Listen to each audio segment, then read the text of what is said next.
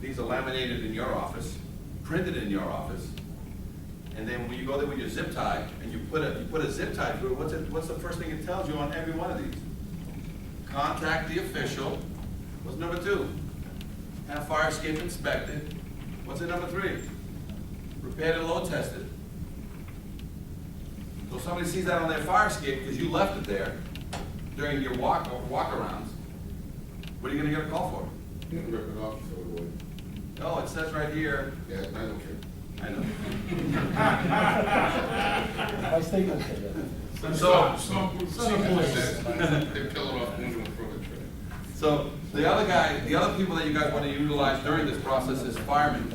During their pre-plans, they always go walk around downtowns and do all these pre-plans. Guess what you can use those rookies for?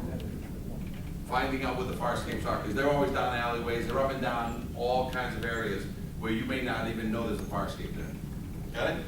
Departmental procedures and guidelines. Again, you can go to our website and just download this.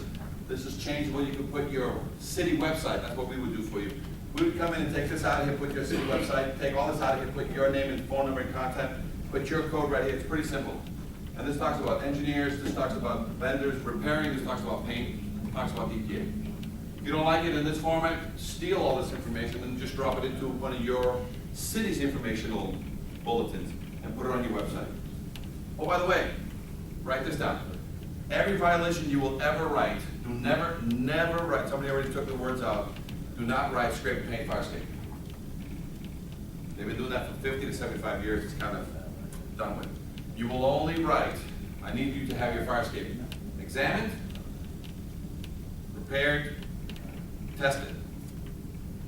That's all you're ever going to write in a violation. Don't point out the rail, don't point out a tread, don't point out everything, because they'll make us only examine that. So you write, I want you to have your fire escape inspected, repaired, and tested.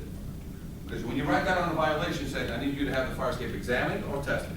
Examined or inspected, whatever word, because it says the word on the code, it says examination. So I want you to examine your fire escape, I want you to repair your fire escape, I want you to test your fire escape.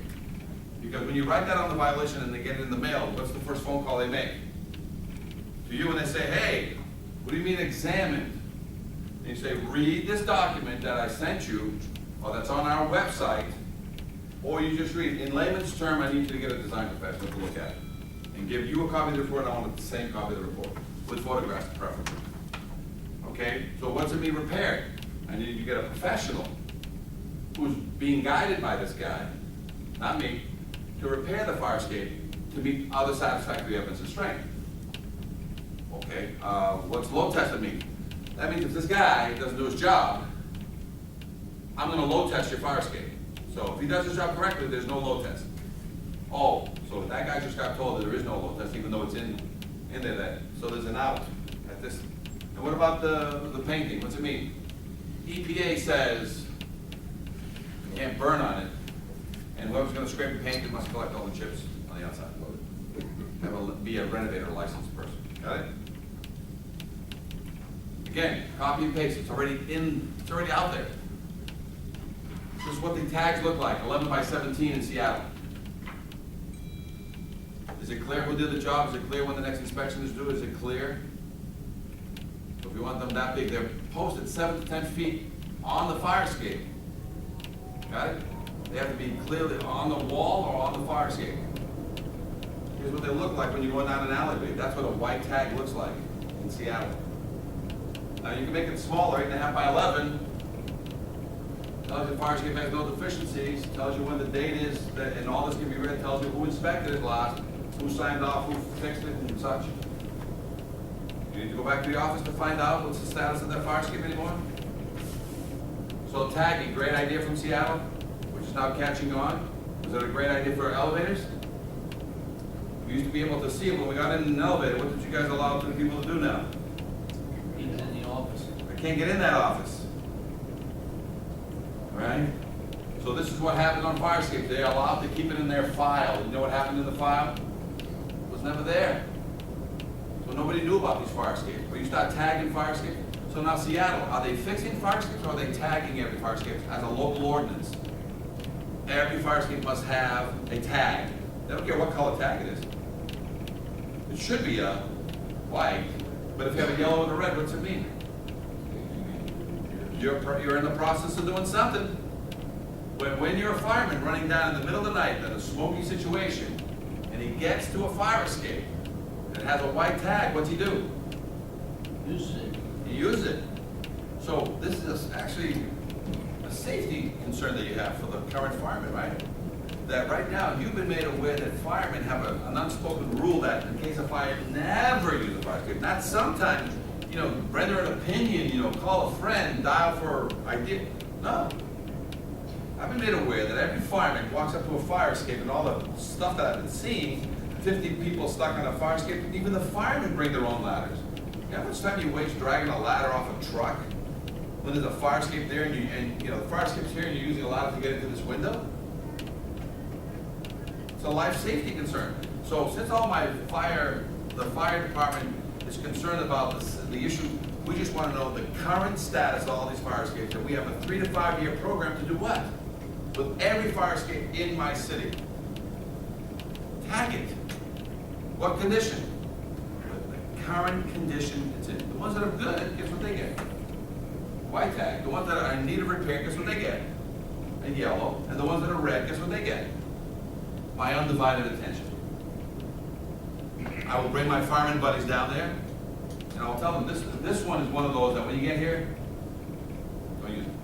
Oh, by the way, some of those other yellow ones, I too would not, because the yellow ones, I'm only giving them 30, 60, 90 days to get those on there. But those are on the watch, on the caution. The white ones, what do? Just get on them. Oh, this is, How successful are you at getting, how successful am I? like, once you start the process, getting it done? Oh, people? My own success rate. I've seen people not deal with fire escapes for 1-2 years.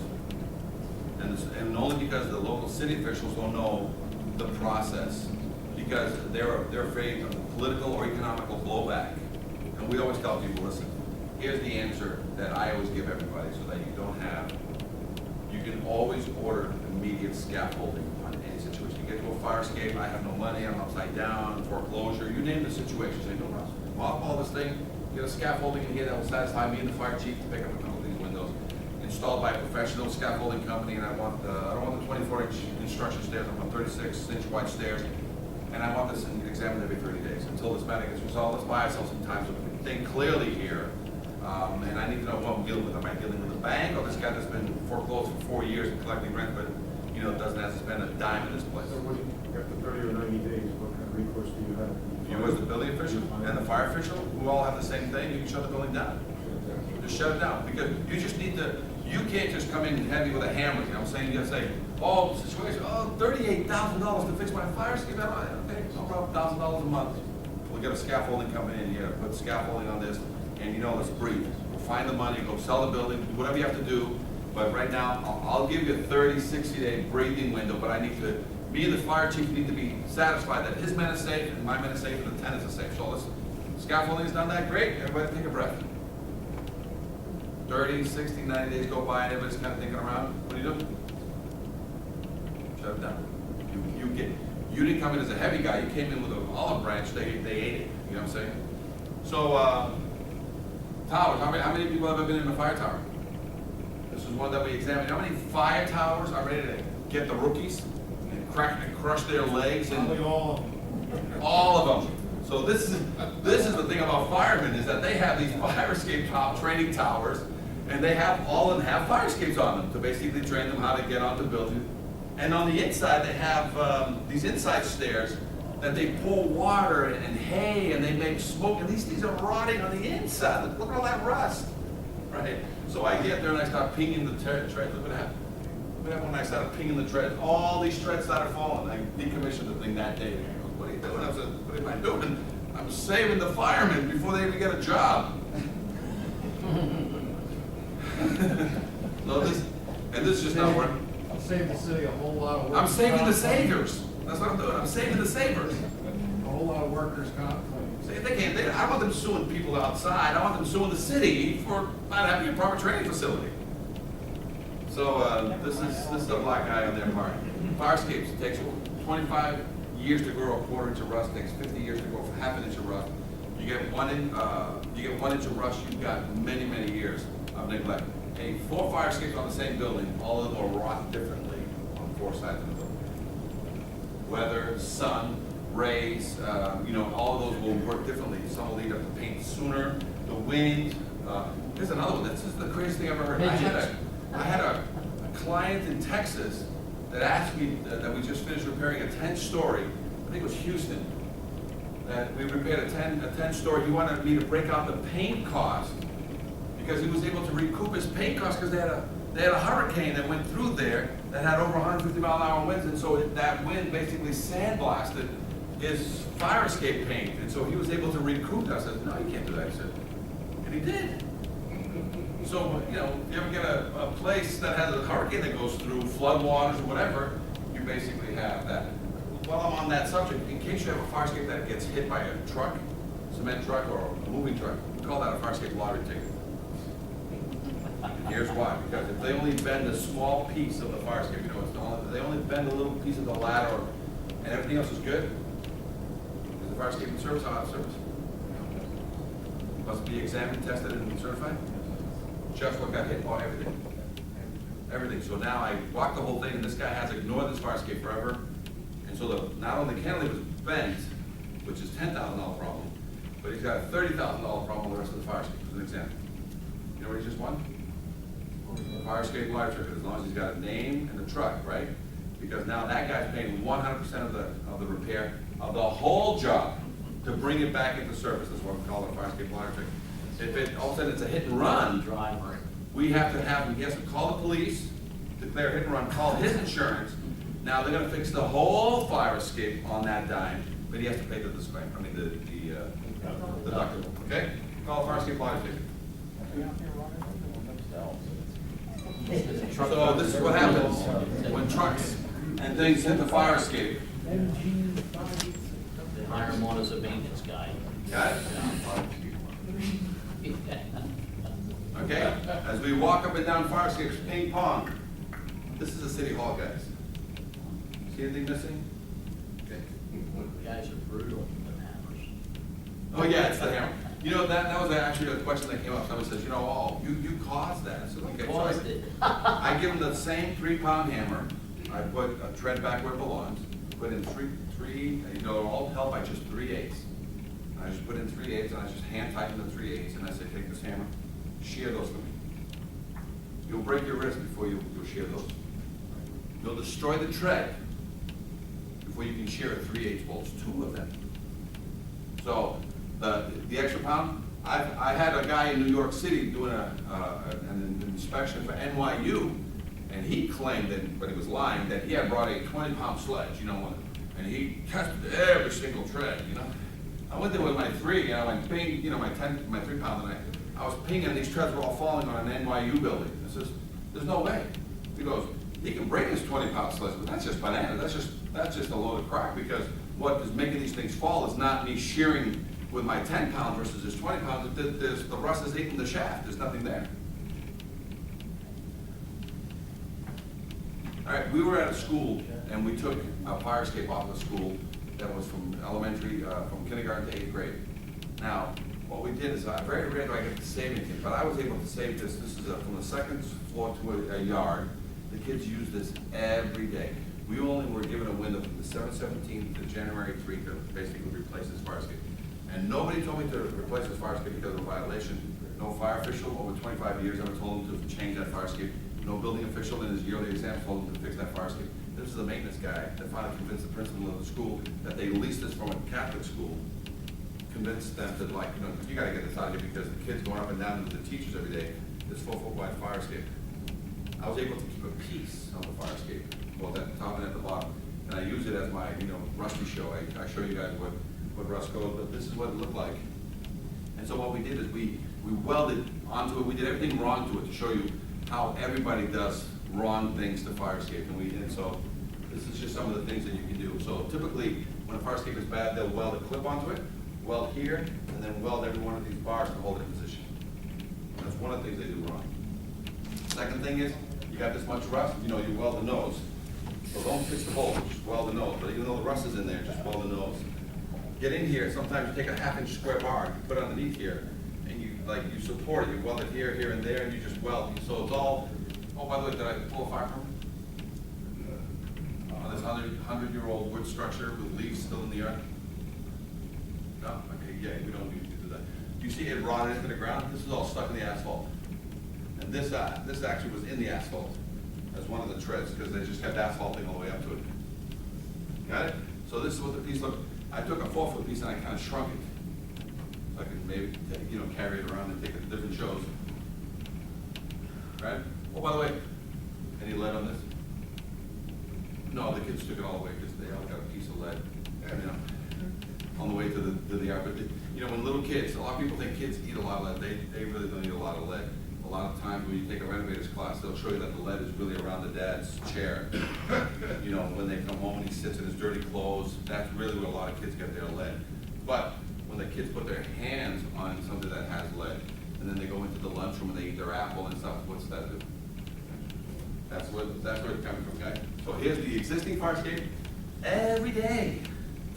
And we have to wait till the 7/17 to basically have that little vacation week that they had. So this is what it looked like. So I kept this upper part, and I kept this lower part, and I made the 2 show pieces from it. But this is what it looked like. Now it goes to the right, and then it came down the side with a brand new fire escape. But the maintenance guy made me change that. So I was able to save, it took me longer to save it so that it wouldn't crumble on itself, so I can keep the 1/2 inch rust and all that major rust in it. Okay? So, you guys see rust from underneath, it's all hidden, you can't see it. And will you ever go up a fire escape anymore? Or can you see it from the ground? Open a window, open a door, look out, you see it's rust. And the rust from the inside out to the outside in.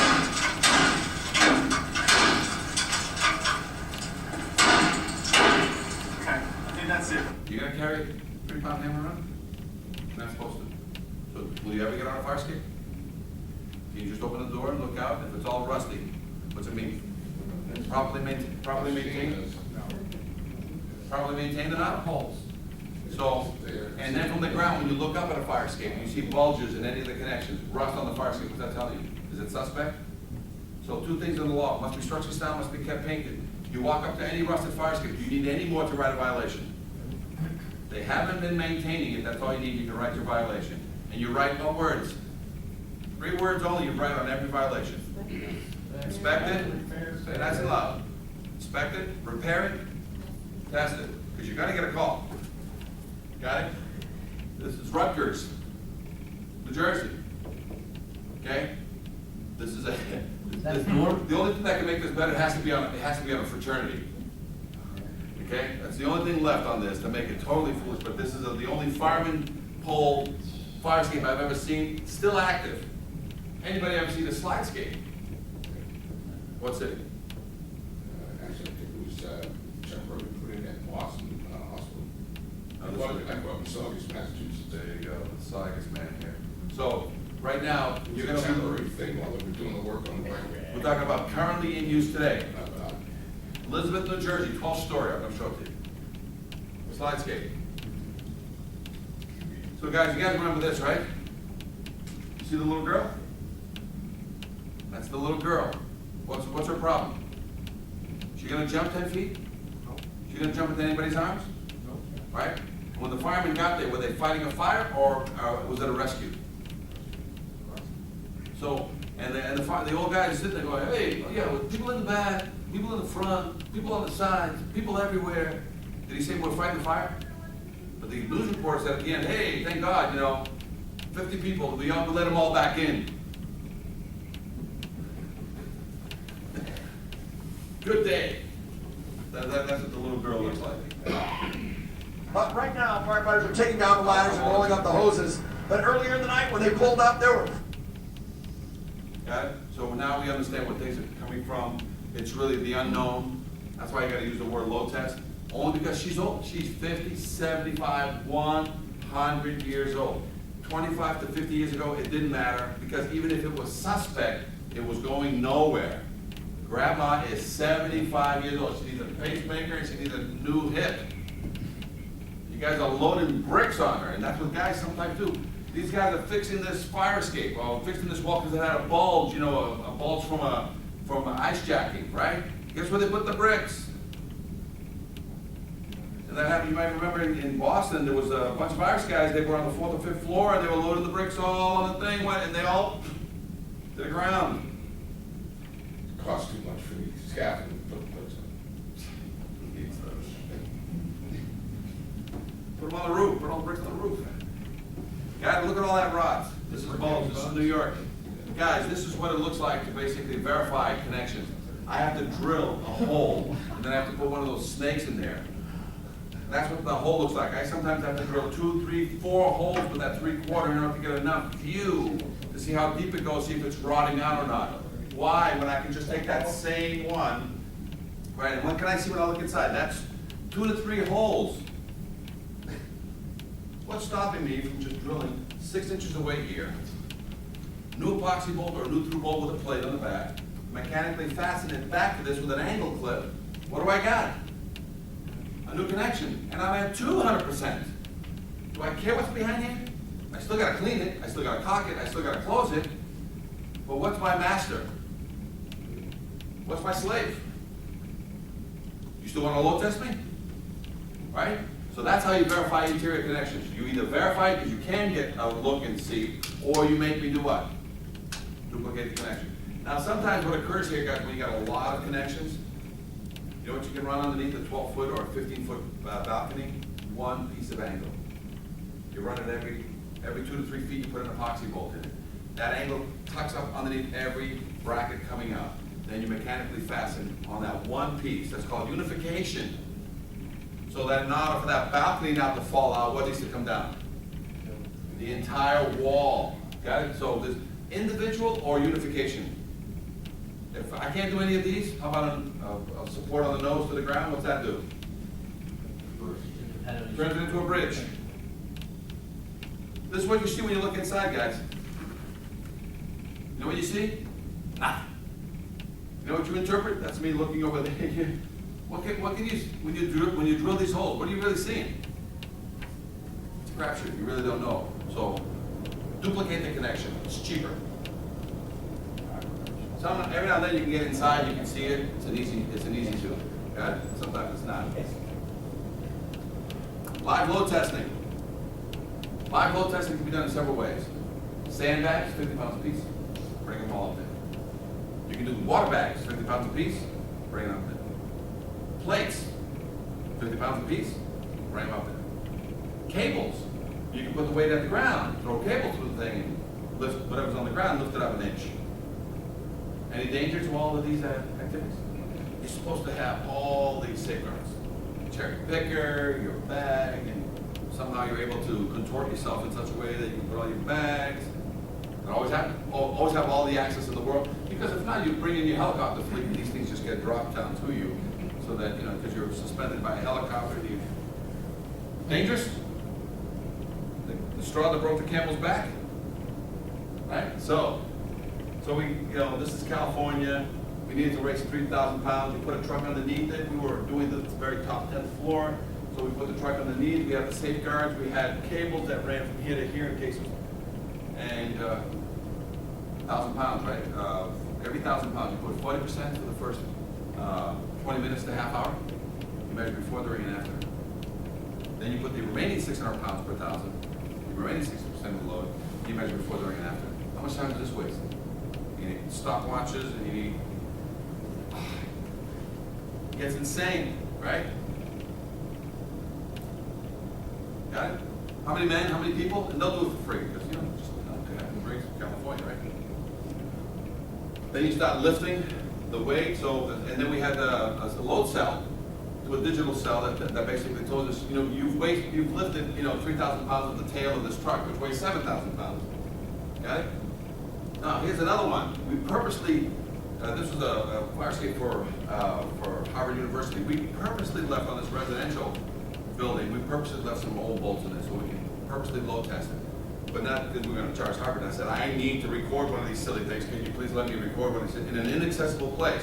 meaning I had to basically drag this on. It had roofs and it had everything that we needed, and I wanted to show you guys load testing, and then what happens when you load test every other tread, and what's 200 or 300 pounds look like in sandbags, because if they fall, it's the domino effect, and it's,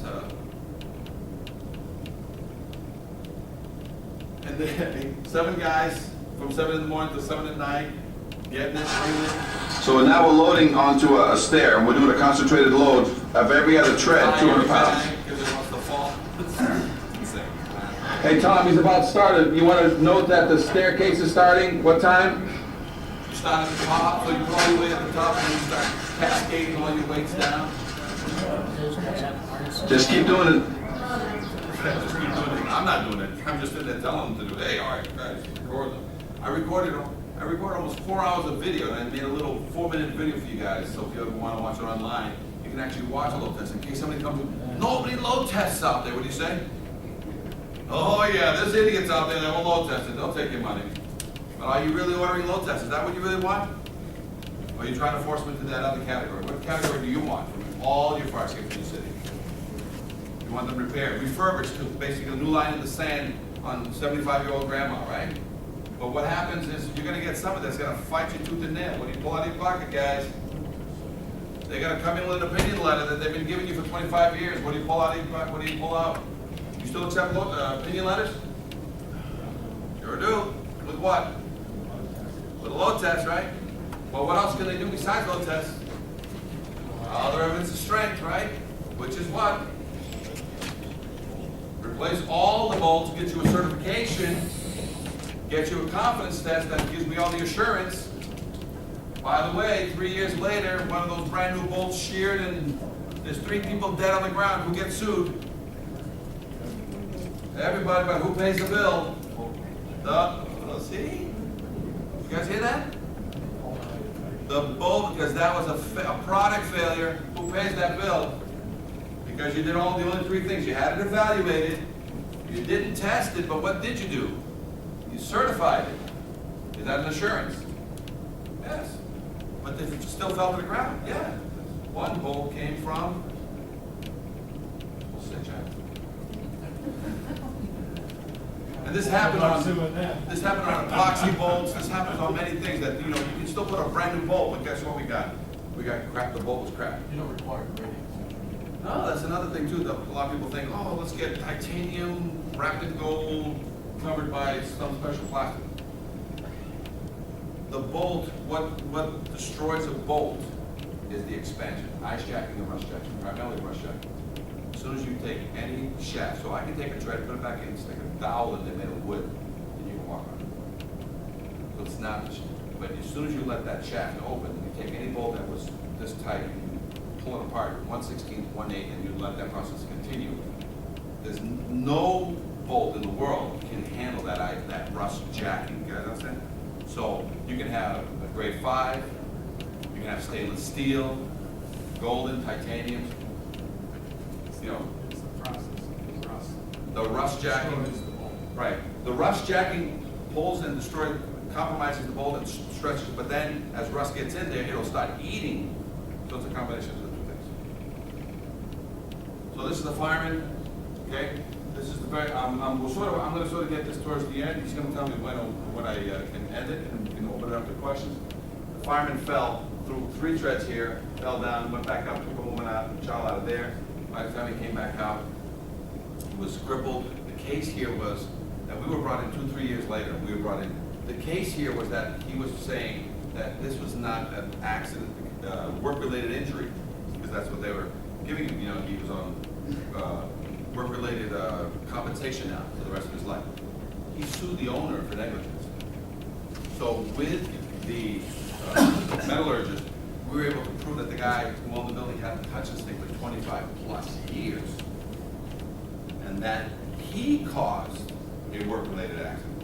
So he was claiming negligence on the part of the ownership.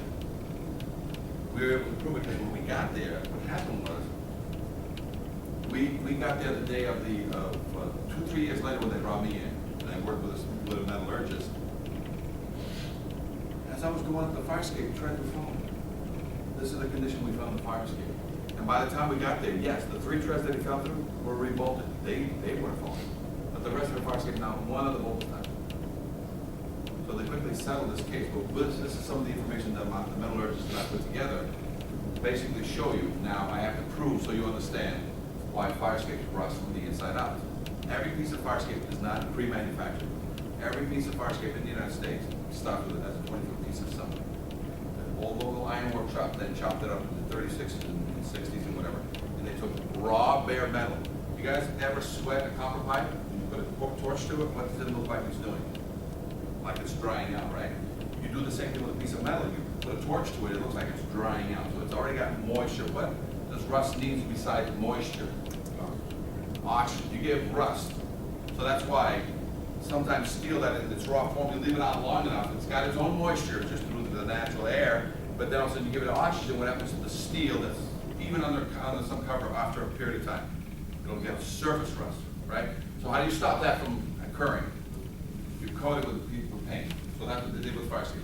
So you take a 20-foot piece of length to make treads. I'm going to start on a tread. So you take naked bars of tread with angles and you put them together. You drill a hole. You're either going to rivet it, bolt it, or weld it. It doesn't matter because when you do this, do you prime the two before you put them together? Well, you know, I should. Nobody does. And even if you did it, as soon as you weld it, what would happen? You would burn, right? So nobody. So all these components, rails, treads, brackets, supports, flats, platform, they all have certain parts of it that are what? Naked to naked. And what they do is, in the 1900s, 1925, 1950, when you can finish making one of these pieces, you painted it quickly to do what? To stop what from getting back in there?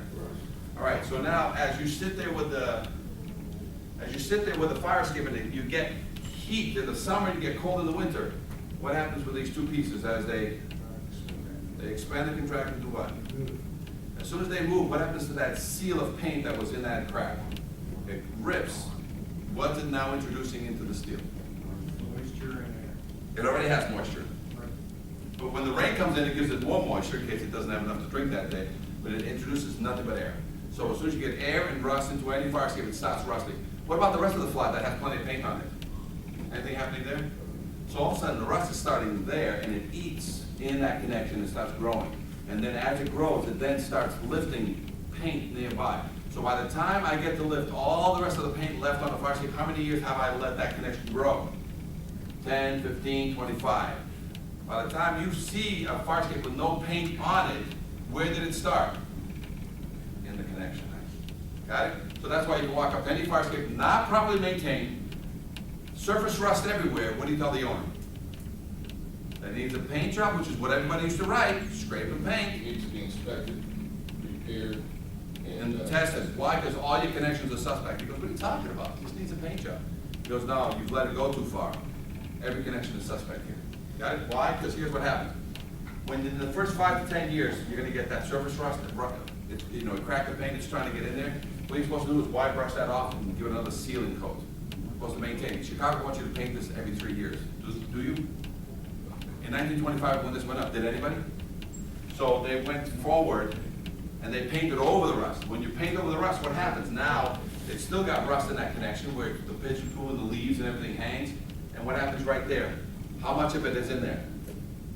160. That's it. It's not bad. Is the shaft still good? You bet it is. But it's got stretch only 160. There's a suspect. But it'll last. It'll last. I'm telling you, it'll last. It'll last another 25, 50, or 75 years. Why? Because people did this as an experiment. Yes? Weren't some of the old stairways and stuff made out of cast iron? Oh, cast iron, another one. I'll quickly answer the cast iron right now so you guys understand. Cast iron is one of the worst things you can have on your fire escape because here's what happens. Cast iron is unforgiving. As soon as you expand it in any way, it has all these hairline cracks and fractures that you can't even see. It's very brittle, and as soon as you tap it, it'll just go. Now, when you put it back together with some people, sometimes so we'll never put back cast on any fire escape if we find cast treads, unless we're reinforcing it and people want the look. You tap it, and that happened to me in a West Virginia bank, 7 stories. I tapped it, and all the treads started falling. They almost fell into the parking lot. It was a mess. But cast, because when it compresses in, right, from the two treads on the two sides, and starts compressing this cast. The cast sort of wants to bow a little bit, you know what I'm saying? And all it does, think, because it's unforgiving, it won't bend, cast won't bend, so it's, as any compression happens. And then some people just take it and they weld it. They won't weld with a cast rod, Yeah. they'll weld it with a regular rod. I told you I have a master's degree in reverse stability, right? I don't know all the, you know, I made up the definition. I have a master's degree in, you guys all have the same thing, just, you know, this is not just mine. You all have a master's degree in reverse stability, which means you know all the wrong ways to do it right. To finally get it right. Right? Because that's what we do, we bang our heads, but only down the road. Edison, right? Did he invent the light bulb, or did he invent 1,000 ways that a light bulb doesn't work? Right? So that's what everybody here has a master's degree in reverse stupidity in your specific field. Because I'll tell you, everybody tests you on all the wrong ways to do electrical, all the wrong ways to do plumbing, all the ways to put up a house, and you've seen it all. So take that knowledge and wear it like with a proudly as a badge, because that's what makes you, that's what people want you in, up front there, because it's not that you're the smartest, but you've seen all the dumbest. You know what I'm saying? You have a bank of all the dumbest things you've ever seen in the world, and you're just trying to eliminate those. So what happens is on the next step, guys, is the rust end becomes too big. And some of these older fire escapes with the rivets, the shaft is so small that all of a sudden, as the clip gets further away from the shaft, which is the only thing blocking it in the past, as soon as you get beyond the shaft, now she wants to drop, and that's what happened to that fireman. You know, the rivets finally let go, and he fell through. This is the rust that we found when we got there.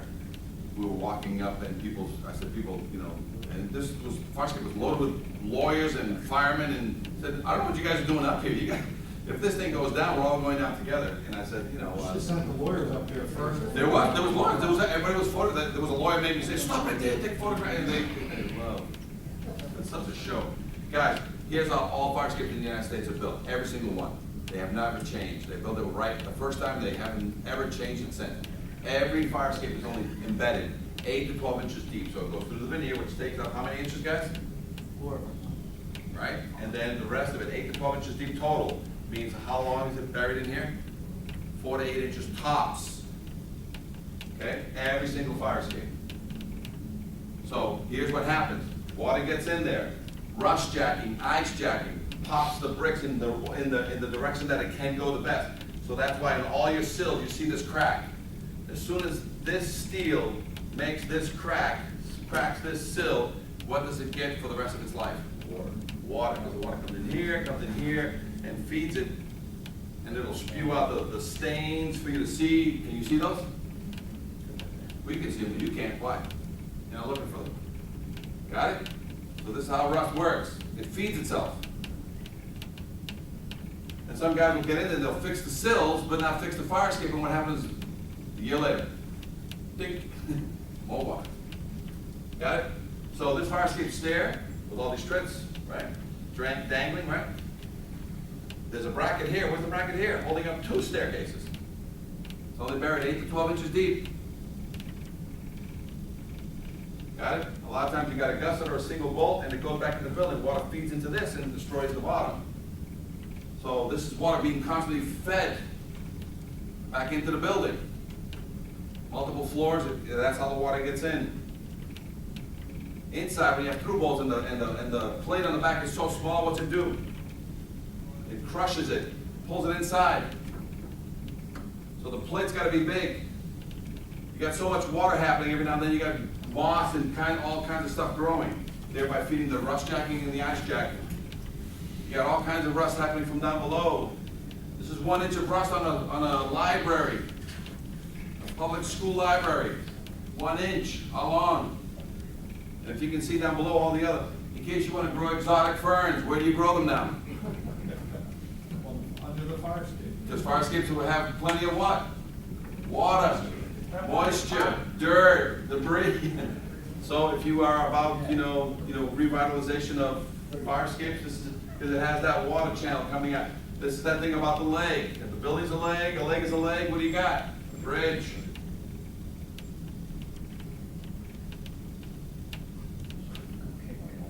Barbed wire is for what purpose? Keep the pigeons off, I guess, I don't know, but, whenever you get a smash from a truck, a lot of people think this is the damage. Where's the real damage? Inside, right? This is the veneer. Let's just pop the veneer. Where's the real damage? The second course, third and fourth course of bricks inside that. All wood structures have a through bolt. Okay, got it? If you walk up to a structure and you have a lag screw, you have 3 or 4 of them here, what's it telling you? It's improperly installed because it'll wick water to a lag screw and do what to it? Make it soft, meaning when you step on it, what happens to it? So all wood structures must have a through bolt. So how do you know it's properly installed? When you look up, you see a nut and a rod coming out the other way. You see a head of anything going in, or expansion bolts only. Was it properly installed? Needs an epoxy bolt or it needs a through bolt? And with today's epoxy situations, 1 epoxy bolt or 2? 2. 2, right? Structure will tell us 2 per. By the way, and you guys have a hole inspector here for all epoxies? In Seattle, you can drill the hole, gotta call for a hole inspector to come down and check the hole. And he has to sit there and watch you mix it and install it. Yeah. Got it? All over the. They never close down. Right, well, that's what they want to do. They want to make sure you properly blow it out, clean it out, and then they want to see you mix it down to the right temperature and the right condition. But in certain, because of these collapses and such, there's a hole inspector for epoxy bolts.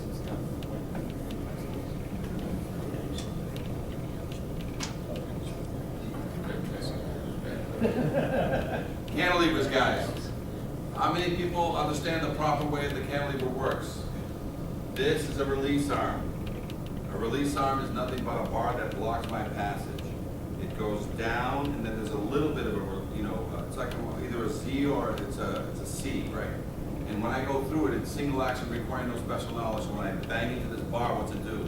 It rotates away from me. As it rotates this down below, it rotates right there and gets it away. This cantilever that weighs 25 pounds on the nose only, it's perfectly balanced like a seesaw. By the time I walk down and hit the pivot, what has this done? It has hit the ground and stayed down. It drops 2 to 3 feet per second. Now, how many of you are aware of, in your city, a chain on a cantilever? That's because it's balanced backwards. Now, with or without a release arm, I have to walk out where? 2, 4, 6, 8 treads. Let me tell you how these things work. It's very simple. 150-pound woman carrying a 50-pound child. I'm not carrying, dragging a 50-pound child during a fire. She comes down the fire escape. She hits that release arm. She hits the release arm, continues dragging her child down the stairs. By the time she hits this pivot point, she goes all the way down. It's already on the ground. Her and the child walk away. Now what happens when there's a chain and a weight, somebody threw extra weights on it, so it's always up in the air. Because they're sick and tired of putting it back up there all the time. 150-pound woman comes here, she gets here, there's no release arm, she comes down here, she sees this horizontal plank, like a pirate. So she walks out 2 or 3 steps, what happens? Doesn't go down. It's weighted backwards. So even though she goes out 3, what's it do? And by the way, there's other people behind her saying what to her? So she goes out 3, nothing. She goes out 6, what happens? Starts tilting. So what does she do? She leans back into her daughter, and the daughter screams, and she screams. But the people coming behind her say what to her? Go, go, go. So all of a sudden she steps out 1 or 2 more. Does it come down and hit the ground at 2 to 5 feet per second, or 5 to 10 feet per second? 5 to 10 feet. It slams the ground. What happens to her? No, this is a better story than that guy. She lives, she survives, she holds on, she pulls back, and it slams the ground, scares the hell out of her. Her dog starts crying, and all of a sudden she goes down to the very bottom. Now because it's on the ground, she has enough weight on it. She goes down to the bottom of it, and she takes her 150 pounds off, and so her dog is still on the stair. What happens to her daughter? Goes back up. How many feet for every cantilever? 12 to 14 feet in the air. Why? So cement trucks and other trucks don't hit it. So now she's down at the ground looking up at her daughter and saying to her daughter to do what? The daughter says, what? You're crazy. You're crazy. So she goes, so the mom in her PJs runs down the alleyway to the front of the building to do what? Go back into the burning building. The building's locked. She doesn't have what? Her key. She grabs a brick out of the ground. She's about to smash the front door open and do what? Get back in. Who gets to her? The fireman says, what are you doing, crazy lady, out here with a brick in your hand? She goes, my daughter in the alleyway. So they both run down there. Now the fireman runs down there and says to the daughter. The daughter says, what? I won't jump for my mother, I ain't gonna jump for you. Right? He runs back to his truck, he gets what? Takes too long, he gets his pike pole. He goes back down to his pike pole, snags it, pulls it down, steps on it, reunites the daughter with the mother. It's a beautiful story, right? What happened to the people behind them? They went too long. So all of a sudden now he's sitting there holding this thing down, and what's happening? I'm not going that way. He's got to sit there and hold that down because as the rest of the firemen start showing up and start fighting this fire, if he lets go of that fire, of that staircase, what happens? So you just lost the fireman. But that's not how cantilevers work. Got it? So, and if they don't have a release arm, they kind of tilt and they kind of do this, and that's how trucks smash. Because when you're backing up a truck, you're looking up. Got it? So that's why you need release arms to basically lock him in a horizontal position. Otherwise, if a pigeon lands on the nose, what happens to it? So because pigeons and ice landed on the nose, what did people start buying? Chains, extra weight. Here's a release arm wide open. What happens here? So they put extra weight in here, put a chain on it, tied to what? Something structural? They tie it anywhere they can, right? So people smash into these things all the time. They're improperly repaired. Trucks, they're all damaged. You can't imagine the stuff that happens to these poor things because they do these things. They're up and down. They're not locked in a horizontal position. Got it? Stringers, they have the gussets that hold them in place. You know, the J's that hold them in place. A lot of them are. So you don't care about the tread falling. Now you care about the whole staircase falling. This is on a 22-story building. I took this photo from the ground in a hotel in Chicago. This is 7 stories up. The staircase. The only thing holding that thing is a railing.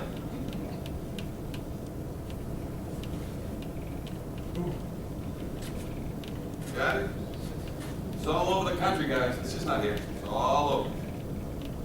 And why? Because it's been 50 years since anybody cared. I mean, anybody here wrote a violation in the past month on fire escape? 6 months. 1 year. 2 years. 5 years. Yeah. See how long? Bastard child of egress. And you need to make it a checkbox item. So what's a checkbox item on this? What's a checkbox item on this? Building permits start. Smoke detector sign-offs. Alarm sign-offs.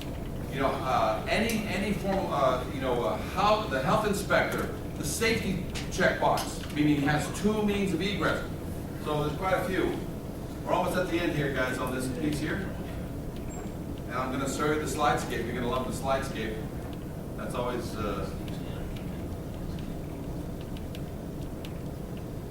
We're going to talk about ladders. You guys know that the ladders are weighted and drop 2 to 3 feet per second to the ground, just like a cantilevered stair.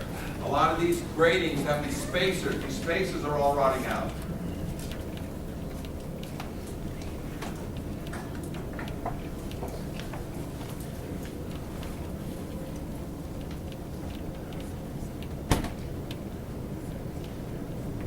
Okay, when you're near the ocean, what happens? It gets worse, right?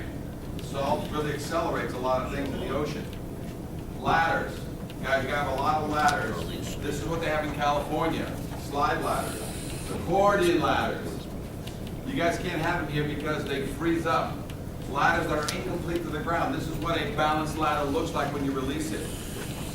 Here's what a gooseneck over the roof looks like. Those things will drop firemen all day long. Here's modified ladders that don't work. If you take a ladder that used to be a fixed ladder and you cut it here, you modify it, and you make it so that it flops out and it cocks somebody in the head, can you have it? Good, Hazel. It's illegal. So if you see any chopped ladders that don't just, they're not in a slide mode, they just flop out, it's illegal. Yeah, that's what it looks like. We're actually doing one right now at a Ramada right now, and we just put in a fold-out ladder. It looks like a drain pipe when it's closed, and then when you open it up, it's an 18-inch ladder, because it flops down, the bars are up like this, but they, come down. But in the meantime, I had my guys at the Ramada on 2 ladders that were, I said, I want a video of you guys, because there's usually a chain on the nose, and you're supposed to let it out from, as an occupant, you're supposed to let out this chain and let it slowly, but then once it hits the horizontal, there's no way to, to capture it, because you're at the wrong angle, and the thing just flops down. But once they record that for me, I told them also, no, give me a cardboard box, and I want you to purposely let the ladder go, and I want it to crush the box, and let it just hit the ground, because I want it to bend the ladder, because a lot of times these get bent and they bow because of the smash. When they smash, they bow out, and I want to show people, I want to get recorded, so they're recording that for me today. Got it? So now, if I walk by a fire escape, I would write a violation on this. So I either have a $3,000 problem, or I go to Home Depot for 30 bucks, buy a chain it here, tie it up there, and what are you gonna do? Did you take care of that cantilever? Yeah. Go by and take a look. Oh yeah, it looks good. So if you see a chain, is it legal or illegal? Illegal. I'm gonna show you what it looks like when you release a cantilever. Now, this is in Chicago, they all get the weight on one side, but it's a very violent, see, weight's on one side. But you're gonna watch, this is actually when we got a piece of steel fell here that was welded, caught the guy in the head. So now this is the last piece, I'm gonna be telling you before we hit that slide skip, I wanna show you. Any welded connection must be x-rayed, must be load tested. Every weld on every fire escape must be x-rayed, must be load tested. But as soon as you drill a hole in that weld, and you put a bolt in it, what happens? So the x-ray or the load test requirement. So what's cheaper, x-ray or load test? See the violence? And the torquing? That's what snapped the piece of steel that was on here. That's a stiffener. Cost us $1 million. We didn't pay it. The insurance and 7 litigants, including Chicago, $1 million. Maybe it was meant to twist. Say what? Maybe it was meant to twist. No, it was the problem was that for many years the rust of the weld was rusting from the inside out. You'd never see it without an x-ray or a load test. So now every weld, good or bad, I mean good gets a bolt, bad ones get rebolted anyway. But look at this, a 14-foot truck. This is why. Now imagine it didn't have a release arm on there. That thing was dangling there so slightly because of wind, pigeons, or ice. These trucks tear these things down all the time. See the chain there on that one? Got it? This just happened by accident. We were there filming this guy starts backing up with the thing. So all fire escapes complete to the ground. Can we do spirals? Yes, if you've exhausted all other means. Can you do a ladder? If you've exhausted all other means, can you do it by right? Nope. So if you have all the room in the world in the back of your yard, you're putting in a full code compliant stair to the ground. You're stuck between 2 buildings and some crazy hen house of some sort. Guess what you have? Many options, including a ladder, a spiral. You can get creative with it, but you're gonna meet the code as best you can. But if you have all the room in the world, you're not getting away with nothing. No spirals, no ladders. Got it? You know, coming out of a window, you're gonna have to come out a door.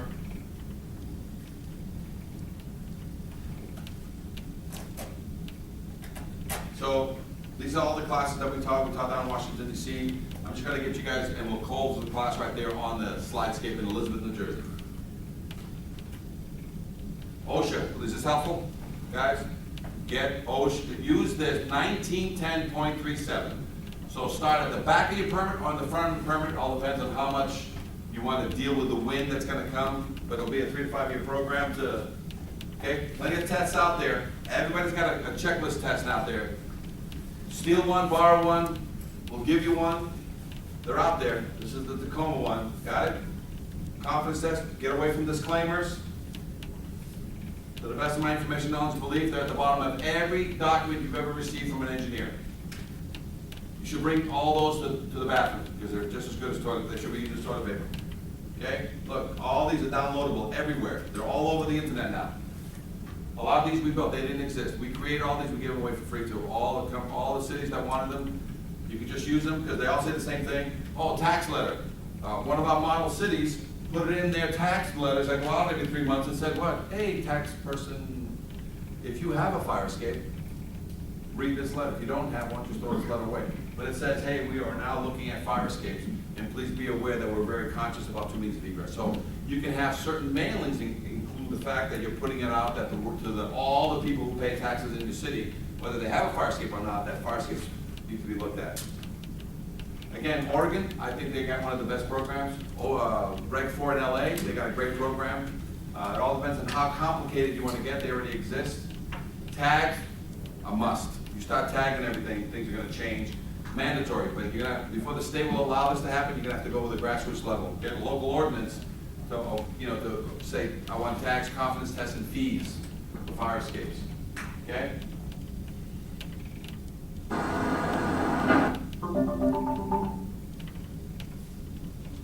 This is all the codes. You guys went through all the codes.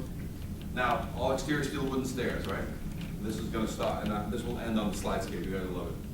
So are these all need examination now? Parking garages, guys. You know how many parking garages have semi-interior, exterior fire escapes in there with cement pads? People have fallen. I believe there's many accidents nationwide that have occurred where people have fallen through. How about the back porches on residentials? They're all exterior, steel wooden stairs. Okay? Between the fire department and you guys can touch everything now. All decks, all stairs. Sometimes you got a stair coming out of the back that's a 60-pound stair that should be a 100-pound egress. So you got that problem that occurs. That sometimes the second means of egress is not 100 pounds per square foot. Catwalks, billboards, silos, utility equipment,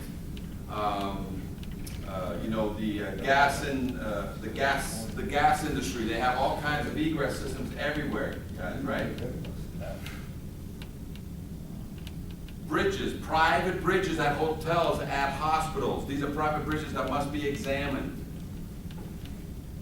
Ladders that don't go all the way to the ground. The law says they're supposed to be completed to the ground. You can have it end 8 feet, but then you must continue it with a balanced ladder or a balanced staircase to the ground. That's what the code read. All spirals, everything that's exterior must be examined as per code. And here we go, guys. 12-story slidescape built in 1905, Elizabeth, New Jersey. Still in use today. Has one interior staircase, has one interior elevator, and a slidescape that starts right here. And it goes for 12 stories. And then right here at this building, which is parked, there's a 90-degree turn for a slingshot shot for about 30 feet. And you come down to the end with your feet hopefully in front of you, and you're supposed to hit this door made of iron with a huge paddle that your big bozo clown feet are supposed to hit. You slap this paddle, and the door opens, and you tumble out, and you run away to safety. Sounds like a bobsled run. This is the guy up on the roof, right? And this is the fire. This is the fire prevention guy, and we're opening this up, and this is the maintenance guy. That's what it looks like looking in, ready? So now, 2 little doors on every floor that open up into this thing. You don't get no potato sack. You're supposed to wait as people tumble by. You're supposed to like join in or jump on, or it's a one-way system. You can go head first, feet first, and I'll tell you, it starts warming up by the time you get down. You're gonna cause enough friction going 12 stories. Galvanized. This is a galvanized pinwheel. No lights, so it's a little bit of a carny ride, so you kind of, and in case, anybody does tumble and block it up, guess what you get? The sausage. Because, you stack it when people add heat and fire, what do you get? A human sausage, but it's already in the tube, and you can, so that's what it looks like coming all the way down. Got it? Now, these things have all gone. They used to be in the code book. Some of you remember slidescapes in the code book? Remember? Probably since, even as of, yeah, slidescapes. There's rules on how to build them and everything, slidescape. So these finally got taken out because they basically eliminated, but there's still some buildings out there in Elizabeth, New Jersey. That building was built in 1905. Art Deco building. And that's an approved means of egress for them today still.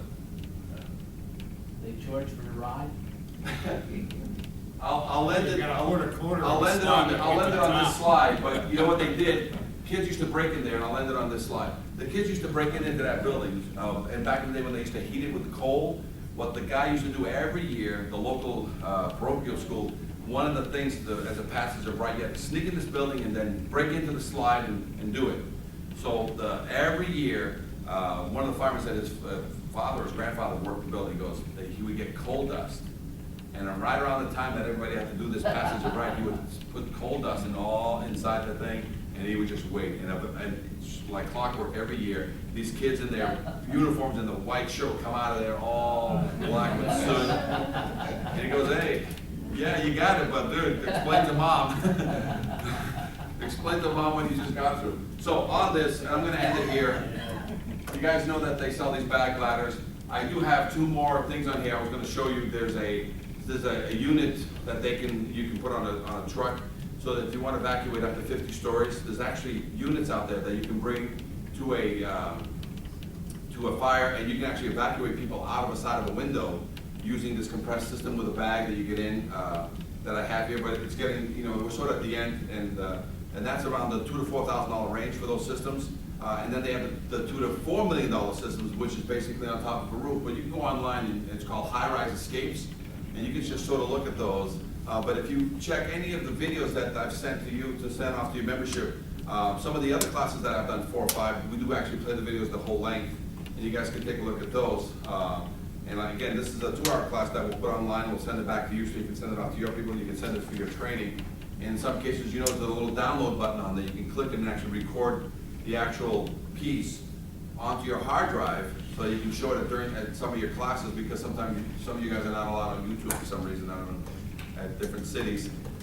So you can either stick it on a stick or put it on a CD, but all these classes are available. So I don't know if you have anything else you want to say, if anybody has any additional requests, but if I can get your card, I'll keep you posted on anything that's new and innovative. If I have your card, I'll actually make for you, if you wish, for us to make, for you to present to your legal department a copy of the sample documentation.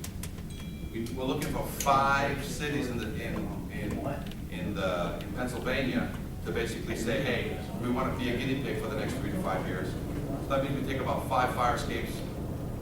We look at the past, we look at the present, we look at the future, because you may bring me to a fire escape that's already been certified, a fire escape that's already been okayed, a fire escape that's already been painted, and I just walk with you and we use our training to say, is there anything suspect here? So even a fire escape that was certified last week and you walk there today and you use today's knowledge on it, and you see original hardware, you see rust in the connection, can you order a new load test that minute? Got it? So we're looking for 5 cities and basically to be guinea pigs, so that over the next 3 to 5 years we can present to the state a testing and some back and forth kicking around. Otherwise, as you go on the internet or you go to our website and steal the information that's there for free, which sometimes is not called stealing, it's borrowing and copying and pasting. We can either handhold you through this, or we can answer questions for you. But does anybody have any questions that about the bastard child egress? Did I cover it all as much as I could? Did I scare most of you? Did I keep you awake? It's very hard to keep you guys awake, and by this time, right after lunch, this is the worst show. It's right after lunch. Everybody's like, oh, I'm gonna take a nap. I had this guy kind of. Gotta watch how low we turn the lights off. Right? Thank you. And don't forget, if I can get all your cards, take your books. Hey, don't you guys forget. Witnesses say it sounded like an incredible explosion when the fire escape of a Philadelphia apartment building suddenly collapsed and injured 3 people. NBC 10 cameras were there as a friend holds on to one of the victim's hands, who is apparently conscious as the victim is placed into an ambulance by medics. KYW-TV reports a man who was critically injured and 2 women were rushed to local hospitals. Police believe the bolts of the fire escape appeared to have been rusted and dislodged from the brick wall of the apartment building. The victims fell more than 30 feet to the ground, and now the incident is under investigation. Worth noting, the complex is more than 100 years old and even on Philadelphia's historic registry. Local reporters are all pointing out the city's licenses and inspections department hasn't filed any violations in the past when it comes to the old building, so Sunday's collapse came without warning. Neighbors say the 3 victims, reportedly all in their 20s, may have been partying on the fire escape landing before the incident. So For News again, you never get on them. And here we are in Atlantic City. This is called inspector training. Okay? Must be structurally sound, must be kept painted, and this ladder's so low. What tends to happen to these low ladders? They get hit by trucks. Okay? So they must be up. So, before you get closer, must be structurally sound, must be kept painted. So what's one of the things you're not going to write them up on this one? Paint. Right? Because it's got more paint than rust. You can have a little bit of rust. Got a little rust. You know what I'm saying? If it's 50-50, they're going to lose. But if it's 75-25, that means they can use a spot paint job. Then you can't write a spot violation, you know, a rust. But now let's look at things. First of all, let's look for stuff, right? One, is this ladder straight or bent? It's bent this way. Bent. So look at it. Come this way. Bent. It's bent. So meaning what? Oh yeah. Now you. Now look straight up. Yeah. Now use your eagle eyes, guys. Straight up. You see any rotten material, any holes in the steel structure? Yes, a lot. Okay, so is this fire escape structurally sound? No. Do you know enough, or do you need a third-party examination? Third party. Now look in that corner up there. Look at where the thing goes into the building. Is the cement? Is it cemented into the building in all 3, or is all 3 full of holes? No cement on this bottom platform. Straight ahead. That Look. one, that's definitely got a hole in the Right, middle. but look at The this whole one. one's rotten. Look at this one. It's missing. It's missing the cement. It's missing cement and missing cement. So what's that mean for the first platform that takes everybody, including your firemen? Right. It's not Life safety or dangerous building? dangerous building. Okay. So you guys need to have a dangerous building division. Now let's take a look at the treads. Look straight up at the treads, because now you're looking for any dangling treads. Any rust in any of them? Any dangling treads? Okay. Who's gonna? You can see rust underneath. Right. You can see rust in the connections. All right. Now let's look up to the other platform up there. Do you see anything mysterious up there? That Yeah, it's and it gets rotten. hard. It It's gets rotten hard up as it there. goes up. So Yeah, you would need will you binoculars need? to get a close look, but But do you need to go all the way to the top floor? You already have a painted structure with a bent ladder and cement missing out of the first platform. What more do you need? You want to get on it? You want to go open the door and let's crawl out the second floor and peekaboo and carry these? Don't have to. Right? This is third-party tools. Right. You guys will never need to get on the fire escape. And now let's take a look at original hardware or new hardware. So is it square head bolts you see or hex head bolts? Square.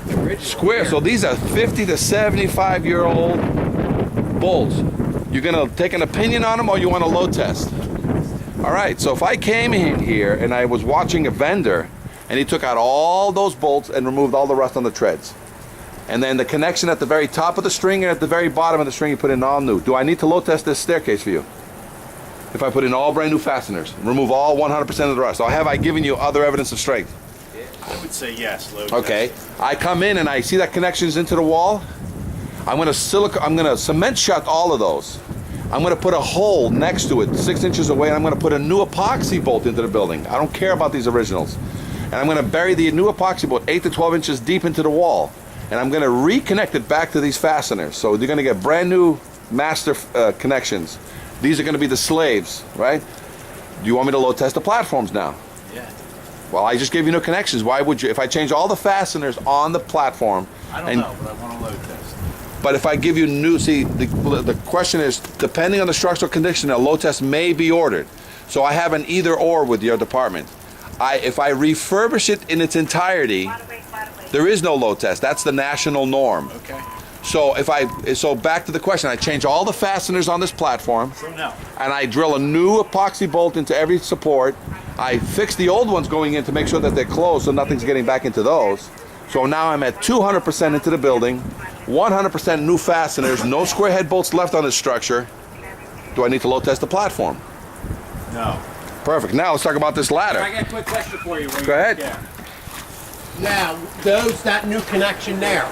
Yeah, there's Did you a. say that's epoxied in, or you have no way to know that? Okay, and what's it, Patrick? Pat. Hey, Pat, look at this one. Quick one. This is a very good question. He says they've already done that, Cisco. Looks like they put new epoxy bolts there. I need to on the There, see that platform? the angles are There's rebolted angles. in? Yes, I see that. Those look to me like expansion bolts, not epoxy bolts. And as soon as we open it up, we'll know. We'll see And immediately. they're not legal on a fire escape. Never can have an expansion bolt into a structure, okay?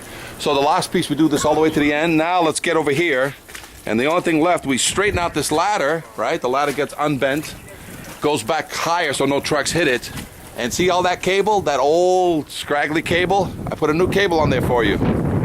I take that pinwheel up there, which is made of cast, it's just now brittle, and I give you a new cable, a new pinwheel up there, new. And then the tie back into the building, I epoxy it back into the building or do whatever. Do you want me? And then I put a chain release on this so that nobody can pull it down and break into the building. It's called a release arm on the ladder. And when you release the ladder in the future, it falls by itself 2 to 3 feet per second, or you assist it very lightly and she comes down and stays down. Do I need to load test this ladder? So if you refurbish the ladder on the 1028.6 and refurbish the stairs and the platform, there is no load test. If I change all the bolts on this fire escape, re-epoxy it back into the building, change the cables in there, and sort of refurbish it 100%, I don't have to load test this for the next 15 to 25 years, because that's the life of a bolt. 25 years from now, can you order a new load test? Yes. Or I can do what with this fire escape? Refurbish. Change all the bolts again. Change the cable again. But can we order a load test if we come back? Oh, 10 if you're a years, mean if guy we come and- back 10 years from now, And they didn't haven't do any painted. maintenance on it, they didn't paint it, and we start to see rust, and we can order our load test. Right? You can order a load test if you're just mean.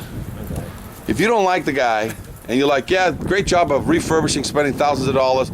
I didn't have my Wheaties this morning. I want a load test. The answer is yes. So I was mean when I ordered a load test. Yes, you were being mean, but you can be. So guys, never get on. So is this a life safety or a dangerous building? And look at some of the bolts that hold the ladder. And there's some little minor welds on the side. If somebody grabs this ladder, and they welded it instead. right, and it's popping. So this is that thing. If some guy tries to use this ladder, can it fall away? And if that cable snaps without weight, is that weight controlled in any way without falling on your head? No. Got it? So great piece, great class. This is Fire Escape Academy. That ladder, or would you just? They would have to put a new ladder. These ladders are great. Look, the ladder pops through and it's welded, right, on the outside. So these are they're fail-proof. They can't fail because they pop through. So the ladder can be reused. If it's just welded and a butt weld, As it is, you can straighten that. oh, you can straighten. Put that on the ground. We'll straighten it right up. Okay. All right, guys. A startling scene in downtown Colorado Springs Wednesday after a man falls to his death. I was just walking up the street to get to the bus stop, and the cops were right there, told me I couldn't come this way. Police say the victim and several others were working on the roof of this privately owned building when the man fell. He may have fallen a distance of anywhere from 15 to 20 feet is what's being investigated right now. Tragically, the man died on scene. It's believed he fell from the fire escape and not the roof or a window, although how it happened is still unknown. That's what's being investigated right now to determine the actual cause of the accident itself. Right now, police say the death is not criminal and is being called an industrial accident. There were several witnesses, individuals who were working with the deceased party, and so we've interviewed them as witnesses in this investigation. It's really sad. I feel bad for his family. I mean, I don't know him, but prayers and best wishes to his family for sure. Others in the area expressing similar concerns and well wishes, visibly distraught by the day's events. I mean, I can't even imagine it, just coming out to do your job one day and just fall off a building. Like, it's really sad.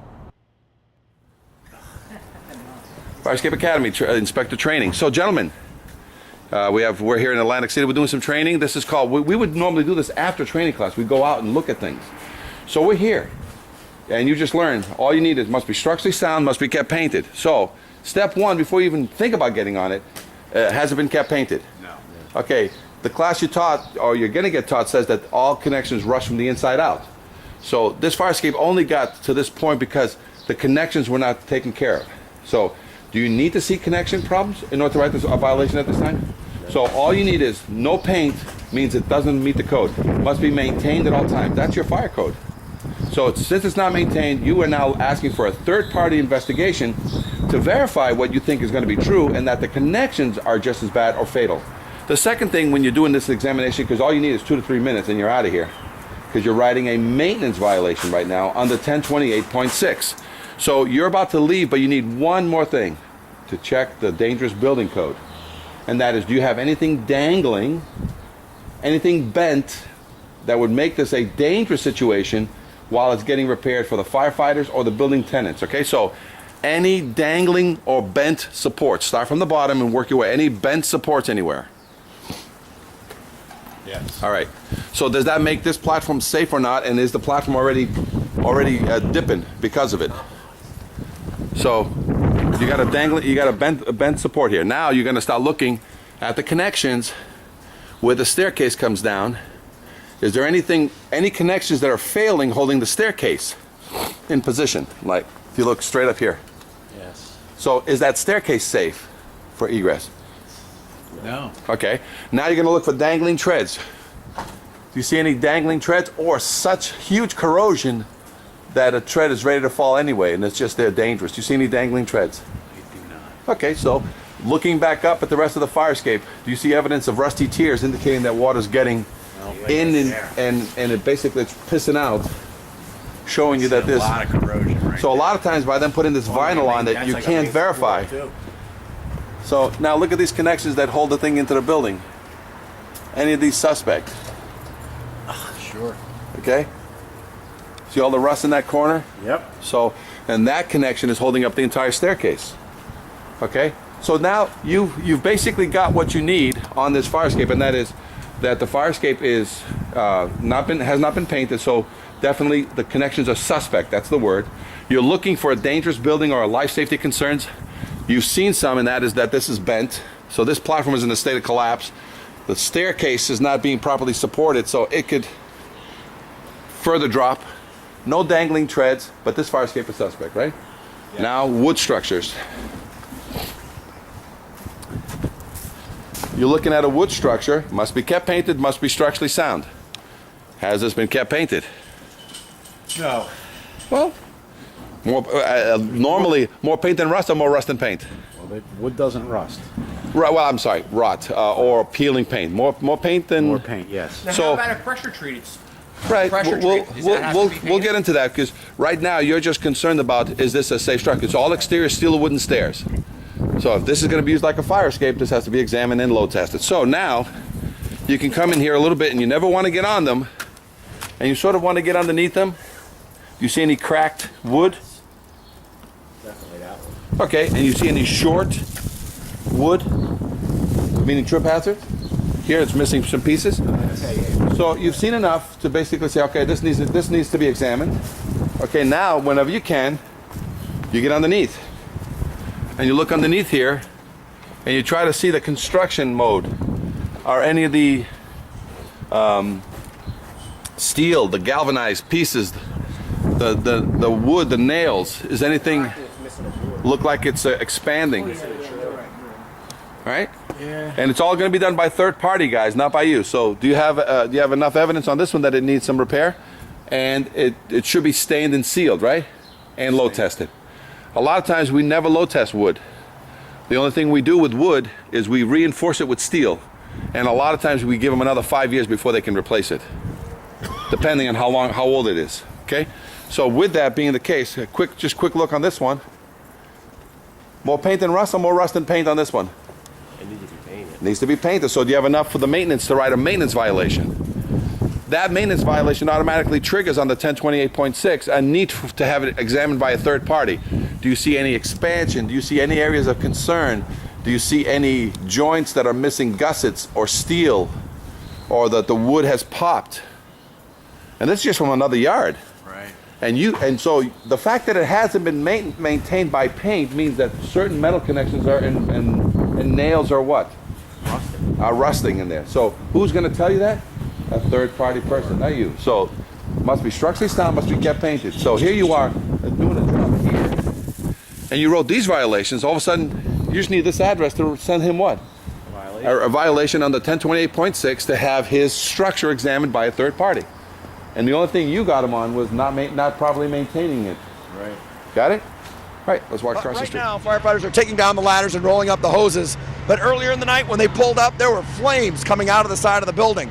Firefighters say it was one of the scarier moments because when you pull up to a building and you see children and mothers hanging off the side of the fire escape, smoke swirling around them, they said that's scary, scary stuff. They got up there, they got the ladders up, and they said nobody got hurt. The fire escape, there was 3 or 4 people hanging off the fire escape. They couldn't get off.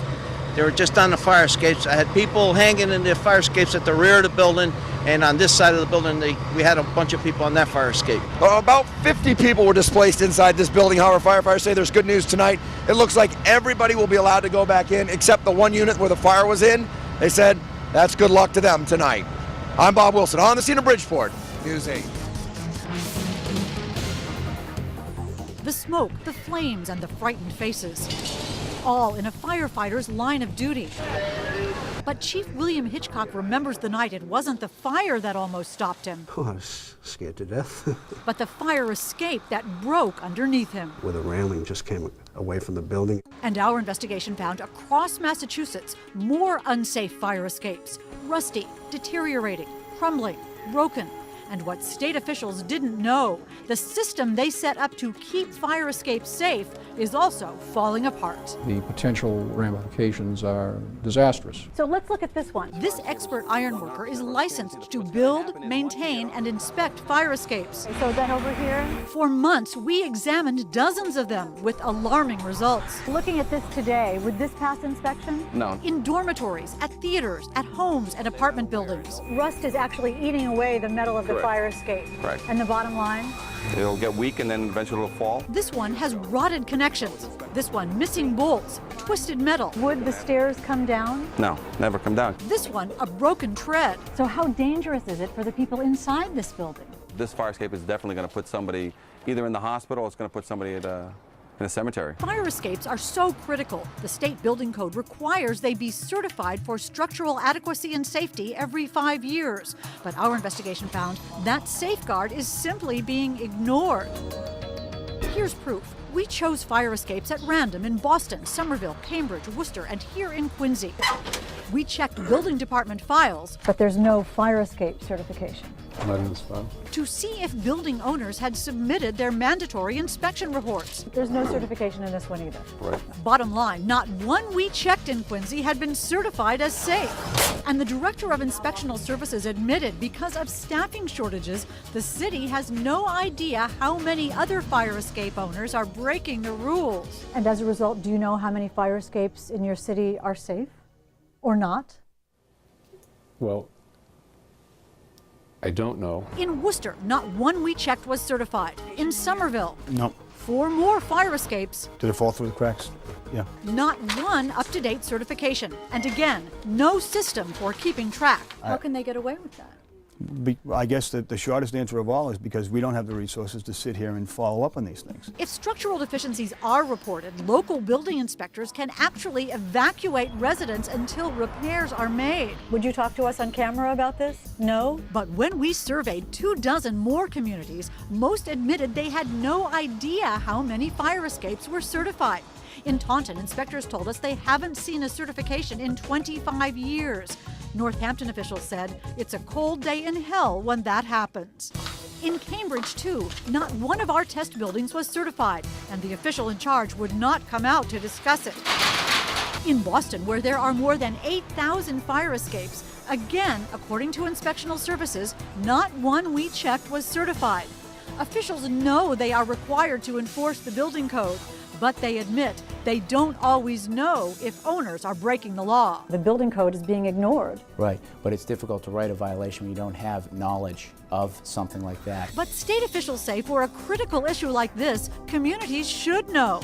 And they warn the Massachusetts building code is not optional. Does it worry you that these fire escapes are not being certified? This is an important issue and should not be ignored. That's because after the smoke and flames begin, it'll be too late to learn you've got no way out. I can't stress it enough, Hank, that these things have to be maintained and someone's got to be watching. As a result of our investigation, state officials will now issue an alert to local inspectors. Meanwhile, if there's a fire escape on your home or office, you can contact your local building department to make sure it's properly certified. In the newsroom, I'm Hank Philippi Ryan.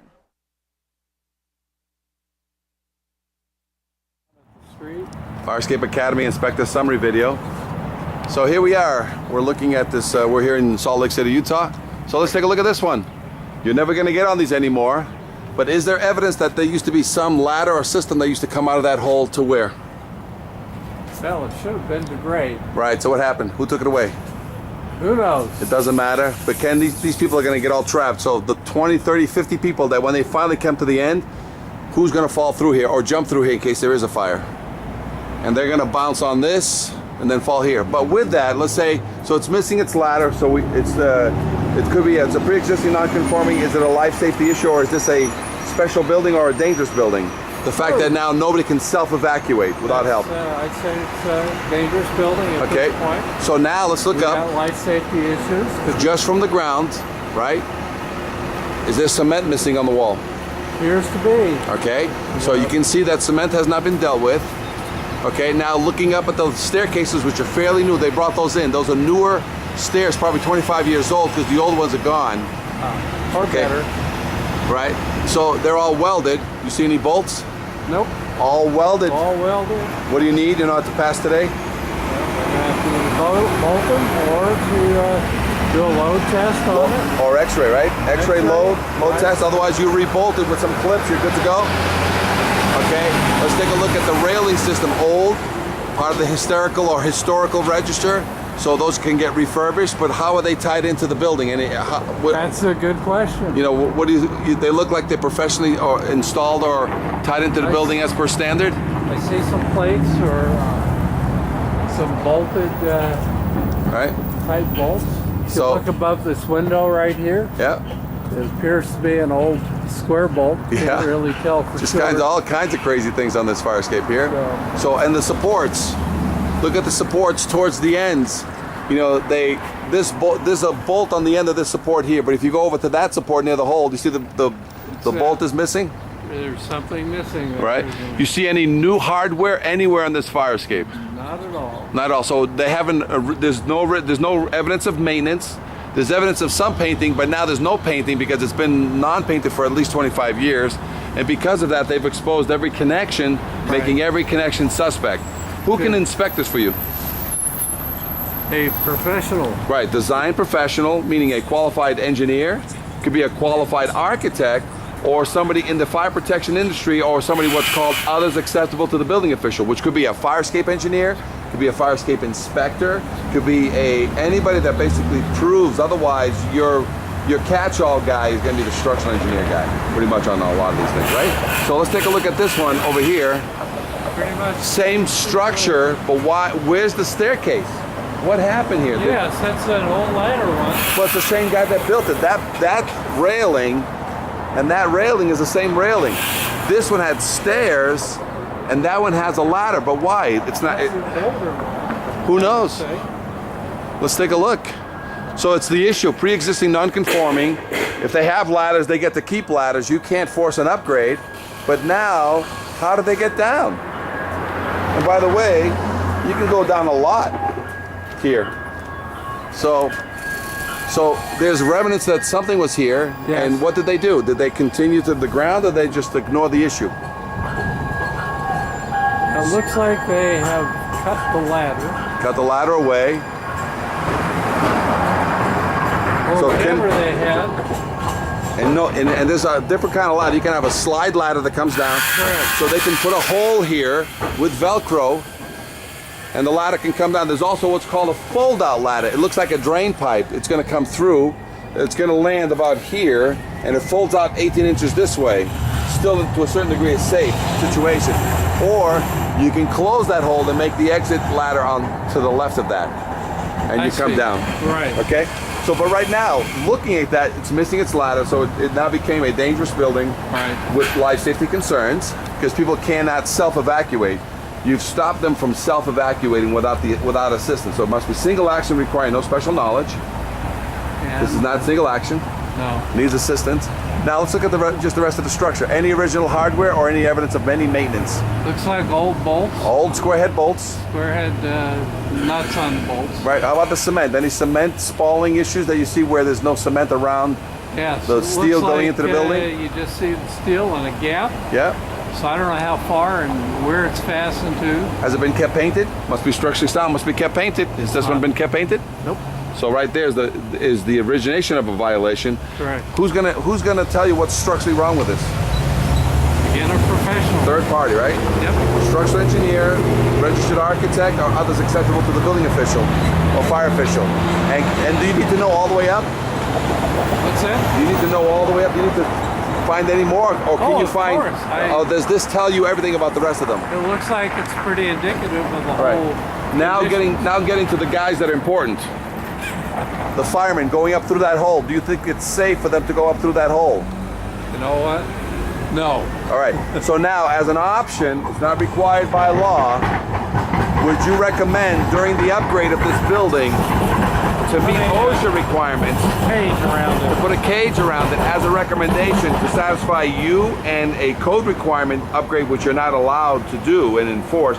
You can strongly suggest. Right. But does OSHA allow anything over 25 feet today to be utilized by anybody without a cage around it? I don't think so. Right. So you can, not only this ladder here, but this ladder over there has the same issue. So during upgrades or during refurbishment of fire escapes, certain things can be addressed to make it not necessarily 100% compliant with today's code, but if the owner could do anything to make it safer and better for the tenants and the firemen, it would be greatly appreciated.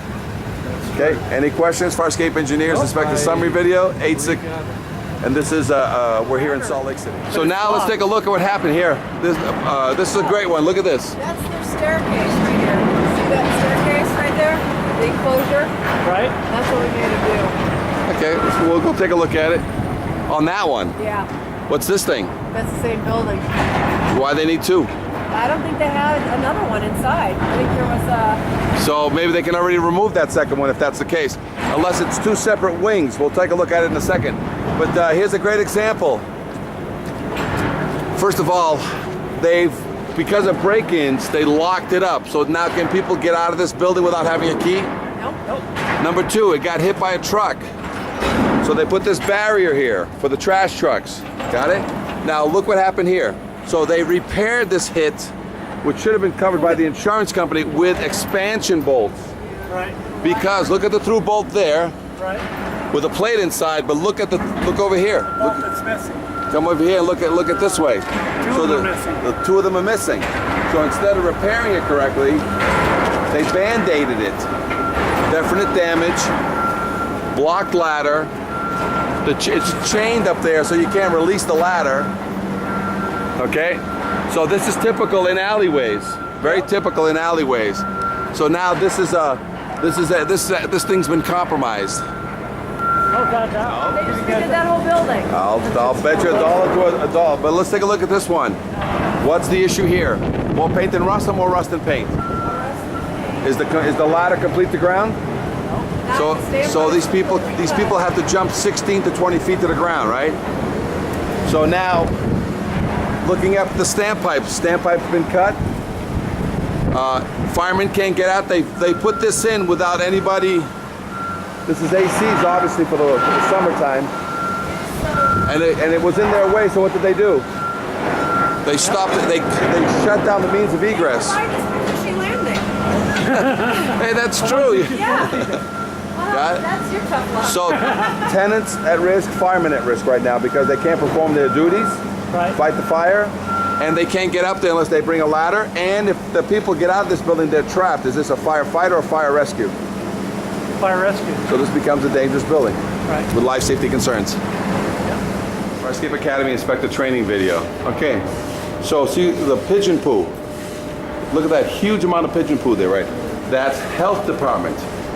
Correct? Issues. But now, with that being said, more paint than rust or more rust than paint? More rust than paint. Okay, so you have your first violation. Now, rivets or square head bolts. So if it's rivets, it's 75 to 100. If it's square bolts, it's 50 to 75. But if you see any rivets, it means it's older than 75 Well, years how old. can you tell the backside? Look at the rounds. Look at the rounds. Those are called rivets. Okay, I didn't know. See next to it, square head bolts. Okay. So now look at all the gussets and the blowouts. Look at all the bulges everywhere, telling you what's happening behind those bulges. That's what they used to look like in the Osage building. That's probably solid for grass. Oh, Got yeah, it? you know it is. All right. So now you have this. You're only looking at one, right? You already know the general condition. So now and before they used to come through that hole. They used to continue down, right? So they've stopped. So now you land on a roof. So what do you got to do? Well, you can even see that it probably came to this part. Came to here. Right It came down. They took it all away. Yeah. They blocked this up over here. So is that a life safety issue for anybody in that building? It is. But Okay. there's absolutely no way to get out on this. But there's no way for firemen to get in either. Right. Okay. Our fire department connection is blocked to us. So where's the standpipe? You have a standpipe there? Yeah. That's So it, you look at it. so your It's all covered in. standpipe. So now it's a life safety. It's an OSHA issue for your firemen. I know you guys are not covered by OSHA, correct? Right. So, but to get to that standpipe, and that standpipe has not been, what's the word I'm looking for? Inspected, right? So now they've also blocked this access down into the basement, right? Right. You have this metal structure here, which is a bridge. It's more paint than rust, or more rust than paint. Rust and paint. Got it? So this needs third-party inspection Right. to give you an evaluation and a plan. See, everything's an evaluation and a plan, not fix it right away. An evaluation and a plan, and you don't have a way of getting out of this building. So what do they have to come up with this design professional? What are they just gonna basically do? They're gonna come back and correct what was obviously a vendor, a builder who just basically boxed it up and said, if nobody cares and nobody's watching, but they definitely got to complete here and come down to the ground, or come here, go over, hide issue, or come down and come over here and come down. I'm wondering what this is. What? This structure right here.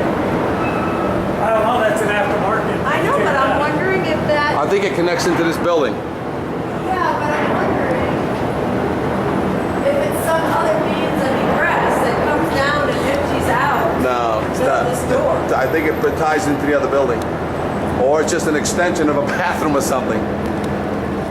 Like this, and how poor shape that is in.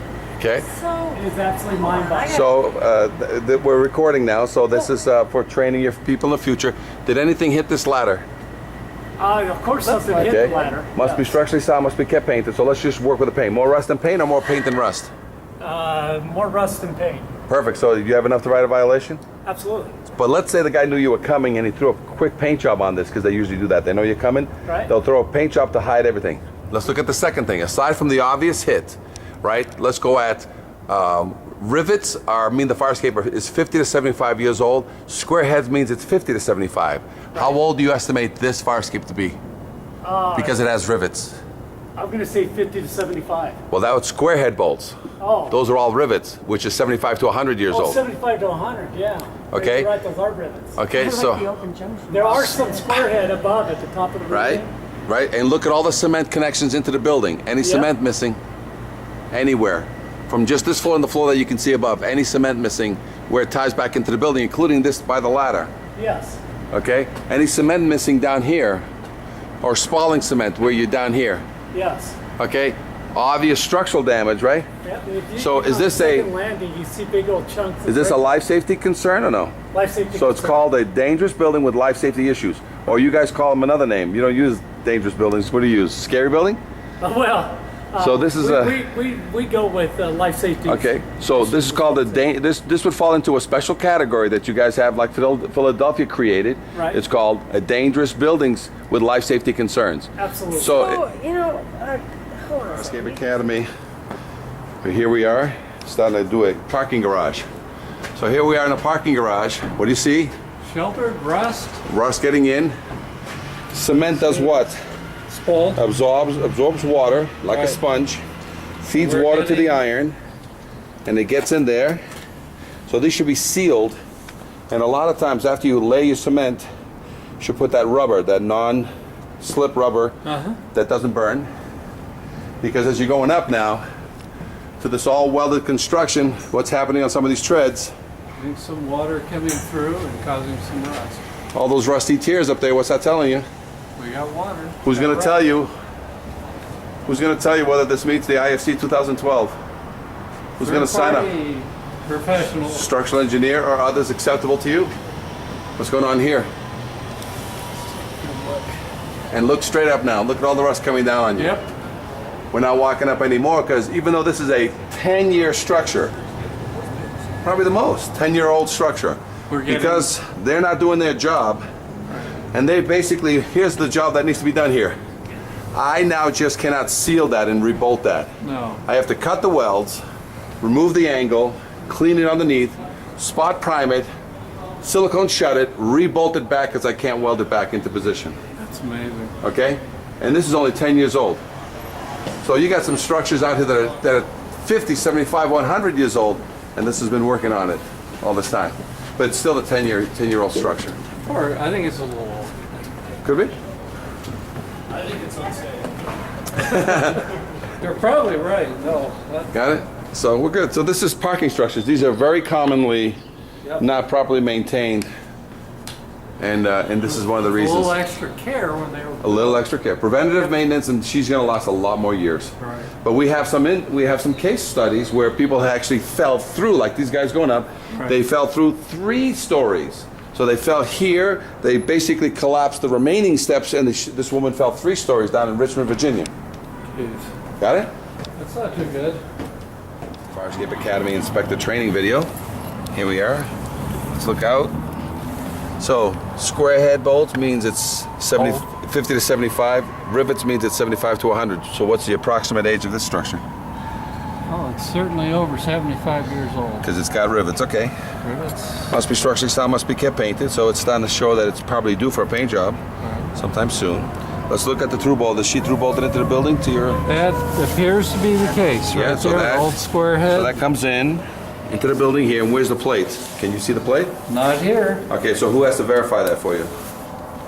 That'd be a The structural third party, engineer. and a lot of times they can open this up and then re-sheetrock it, but they need to verify that in 5 years. Or what can they do if they don't want to disturb this interior, and you want them to not load test this, so they can leave the original? What other options do they have? That's a good question. Let me.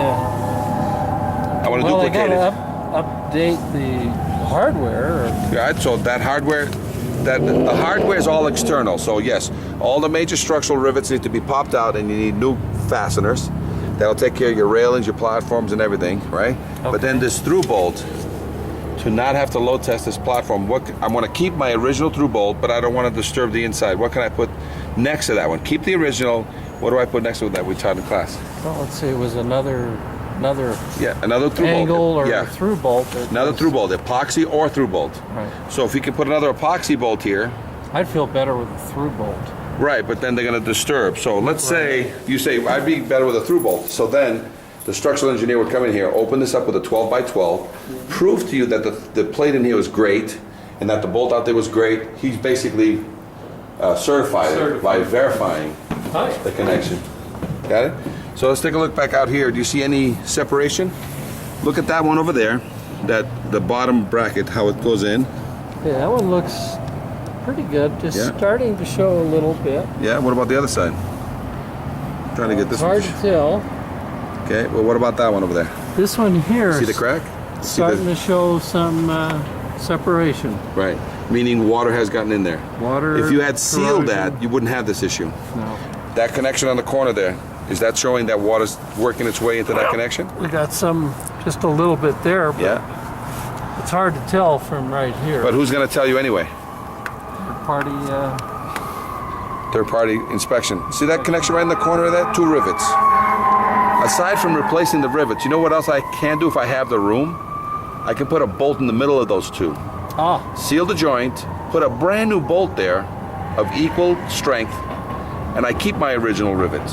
So every now and then you don't have to replace. Right. If you can reinforce and back it up with another, you're at 200%. So like here, you're not going to change those. No, these are called minors. Right. So if I was doing this grading, I would have to change that rivet over there. Right.